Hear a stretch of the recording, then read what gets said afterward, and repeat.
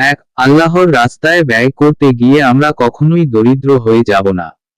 2, রোজাদারের মুখের দুর্গন্ধ আল্লাহর কাছে মেশকের চেয়েও বেশি ঘ্রাণযুক্ত। 3, মনে রেখো, তোমার শত্রুর শত্রু তোমার বন্ধু, আর তোমার শত্রুর বন্ধু তোমার শত্রু। 4, যে নিজের মর্যাদা বোঝে না, অন্যেও তার মর্যাদা দেয় না। 5, যা তুমি নিজে করো না বা করতে পারো না, তা অন্যকে উপদেশ দিও না। 6, স্বাস্থ্যের চাইতে বড় সম্পদ এবং অল্পে তুষ্টির চাইতে বড় সুখ আর কিছু নেই। 7, অযাচিত দানি দান। চাহিলে অনেক সময় চক্ষুলজ্জায় লোকে দান করে, কিন্তু তা দান নহে।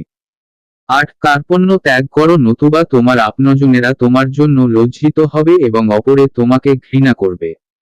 9, বুদ্ধিমান ও সত্যবাদী ব্যক্তি ছাড়া আর কারো সঙ্গ কামনা করো না। 10, যেসব পাপ কাজ তোমরা গোপনে করে থাকো সেগুলাকে ভয় করো, কেননা সেসব পাপের সাক্ষী বিচারক স্বয়ং নিজেই। 11, হীন ব্যক্তির সম্মান করা অসম্মানীয় ব্যক্তির অপমান করা একই প্রকার দোষের। 12, বড়দের সম্মান করো, ছোটরা তোমাকে সম্মান করবে। 13, সব দুঃখের মূল এই দুনিয়ার প্রতি অত্যাধিক আকর্ষণ।